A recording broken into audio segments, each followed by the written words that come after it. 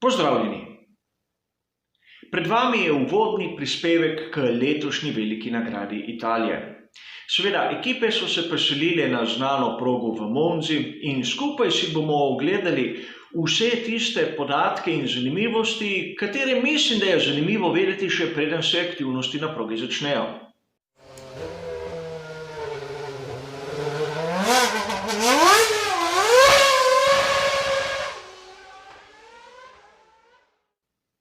Povprečni navdušenec Formule 1 enači ime Monza z lokacijo velike nagrade Italije. Sicer samo enkrat v celotni zgodovini je bila velika nagrada Italije prirejena v Imoli, a to sedaj ni važno. Monza je znana tudi kot tempelj hitrosti in ta proga v koledarju Formule 1 praktično od vsega začetka ni samo ena izmed najhitrejših, ampak je tudi ena izmed najstarejših. Skozi celotno zgodovino Formule 1 se je tudi izgled te proge sorazmeroma malo spremenil. In to pa tudi zaradi tega, ker se nahaja sredi zaščitenega narodnega parka v severu Italije. A mislim, da vsakemu izmed nas, navdušencev, ustrepeta srce, ko sliši tista imena, kot so Parabolika, Ascari, Lesmo. In kolikor koga izmed vas zanima kaj več, kaj vse se skriva za imeni teh ovinkov, no, mu priporočam, da si ogleda tisti poseben prispevek, katerega sem na to temo napravil pred nekaj časa. Bližnjica, kot ponavadi je v opisu. In seveda, kot ponavadi v teh uvodnih prispevkih, se bomo tudi tokrat zazrli malce v preteklost, točneje v letu 1970. Izjemno pomembna, navdušujoča, ampak tudi tragična velika nagrada Italije. Slučajno datumi tiste dirke in datumi današnje dirke sovpadajo. Na iste dni septembra jo bojo oziroma so jo priredili. In o tragični smrti Jochena Rinda 5. septembra 1970 sem že govoril pred nekaj dnevi. Danes se bomo ukvarjali z dirko za veliko nagrado Italije leta 1970, tiste, ki se je zgodila 6. septembra 1970. In ko vidimo štartni razpored, lahko opazimo, da je bilo takrat kar nekaj šampionov legendarnih imen Formule 1 prisotnih na tej dirki. A nihče se ni predstavljal, da na koncu bo zmagal nekdo do takrat kmalu neznan. In proga takrat v Monzi je bila resno malce drugačna od tiste, kar vidimo danes. Ni bilo vseh tistih šikan, kar je pomenilo, da je bila še hitrejša in da so vozniki praktično izbrali drugačno taktiko, kako voziti na sami dirki. Namreč izbrali so podoben način vožnje, kot ga imajo kolesarji. Bili so v malih skupinicah, kjer so si izmenjevali vodstvo. Nekaj časa je vodil eden, nato je malce spustil plin in njegov nasprotnik je prevzel vodstvo. V tem času se je on umaknil v zavetrje in tako malce prihranil svoj motor in seveda ohladil vse pregrete elemente. Tako se je praktično dogajalo celo dirko. Videli smo kar 28 krat, da se je zamenjalo vodstvo skozi celotno dirko. Mnogi favoriti so tudi odstopili, med katerimi Jackie X. Seveda, Jackie X je bil takrat vodilni voznik pri skuderiji Ferrari in pri Ferrariju so hoteli izkoristiti tragično smrt Jochena Rinda in zmagati naslov med vozniki v tisti sezoni. A ni jim uspelo, kot sem že povedal. Jackie X je imel težave s klopko, tudi nikoli v dirki ni bil, ne vem kako, v formi. A v formi je bil njegov moštveni kolega, Švicar Clay Regazzoni. Bil je komaj na svoji 5. dirki v Formuli 1 in istočasno 5. dirki za Ferrari. Seveda, Clay je eden izmed tistih redkih izbrancev, kateri so svojo kariero v Formuli 1 začeli pri Ferrariju.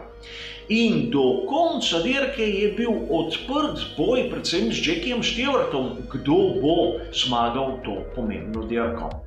Le nekaj krogov pred koncem je Clay dobil tisto zadostno prednost in na koncu prečkal ciljno črto, seveda z dvignjeno desnico v pesti.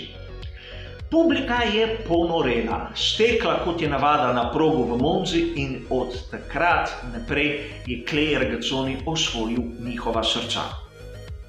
A vrnimo se na današnji čas, na leto 2020.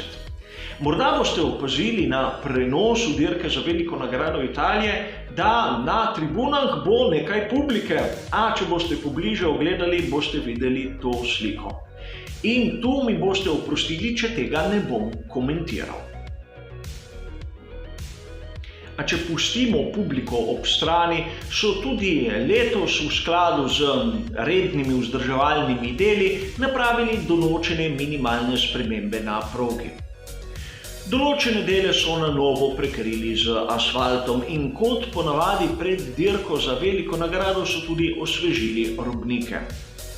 A seveda to je nekaj, kar vidimo v vsaki izvedbi velike nagrade, na vsaki progi skorajda. In če smo malce bolj natančni in pogledamo te robnike, vidimo, da so na novo prebarvani, a daleč od tega, da bi bili novi.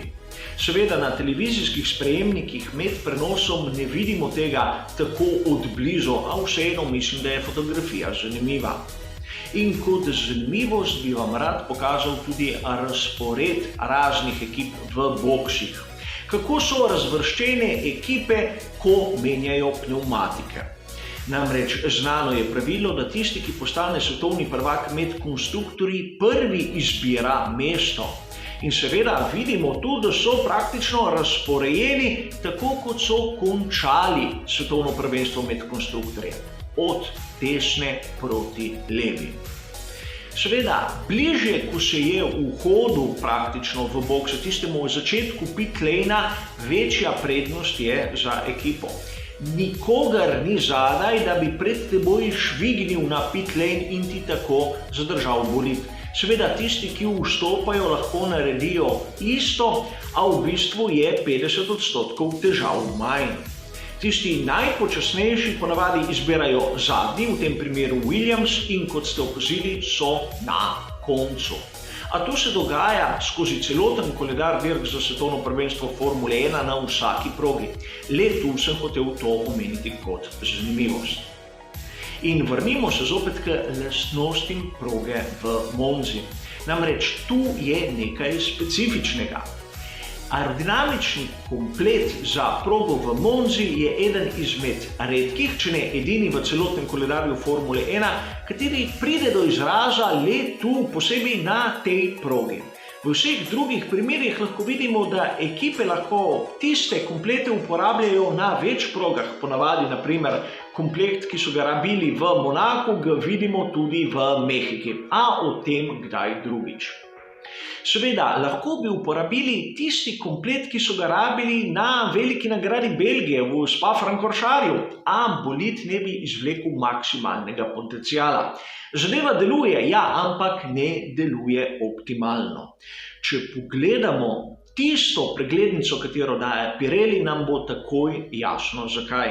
Sicer logično je, da dveh popolnoma enakih prog v svetovnem prvenstvu Formule 1 ni, a vseeno tu v Monzi vidimo, da tudi tisti downforce, tisti oprijem je nižji od tistega, kar smo videli v Belgiji, in še več stranske sile oziroma lateral, kot se lahko vidite na preglednici, so bistveno nižje.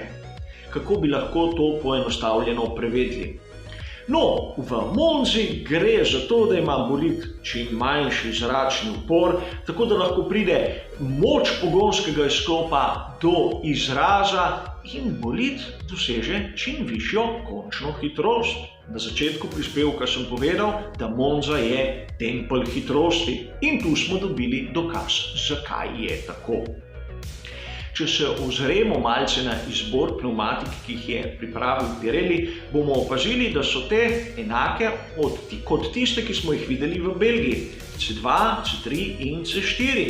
Ampak so tudi enake lanskemu izboru, zato je primerjava med sezonami umestna. Ukolikor pogledamo, kaj se je zgodilo lani, bomo ugotovili, da so vozniki napravili v večini primerov en postanek. Tam nekje od 20. do dobrega 25. kroga, nekateri so tudi podaljšali tja proti 30. V večini primerov so začeli na soft pneumatiki. Ukolikor so se ustavili malce bolj zgodaj, so šli na hard pneumatiko, ukolikor so se ustavili malce kasneje, so šli na tisto medium pneumatiko. Seveda poenostavljena razlaga samo tako, da imamo neko osnovo za razmišljanje, kaj lahko pričakujemo letos.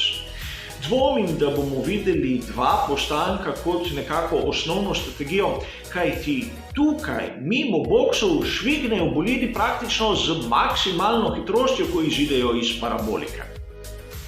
A vrnimo se za trenutek spet k vremenski napovedi, katera je tudi zanimiva in katero bomo morali upoštevati skozi celoten vikend. In zopet bomo videli, da je vremenska napoved enostavna, kot smo jo videli v Belgiji, čeprav kaže v nasprotno smer. Tako v petek kot v soboto in tudi v nedeljo bo sončno in ponavljam, gre za napovedi. Ne samo, da bo sončno, tudi bistveno topleje bo kot v Belgiji.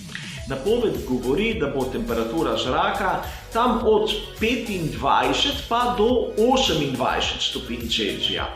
Najtoplejša bo sobota, kjer se bodo temperature lahko dvignile tam okrog 29 stopinj. Nedelja bo rahlo hladnejša, a ne bistveno govorimo o stopinji 2, morda 3. Padavine so napovedane, sicer minimalne, nekje tam v četrtek od milimetra do 3 mm padavin in v nedeljo po noči, po dirki, tam okrog 6 mm padavin. V vsakem primeru komaj omembe vredno.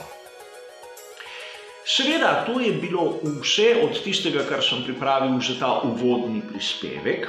Jutri sledi prispevek pred kvalifikacijami, kjer si bomo na začetku ogledali vse tehnične novosti, ki so jih ekipe pripravile za veliko nagrado Italije. Po drugem prostem treningu si bomo ogledali tudi razmerje moči in skušali skupaj ugotoviti, kaj lahko pričakujemo od samih kvalifikacij. Zaenkrat pa hvala za vašo pozornost in seveda nasvidenje.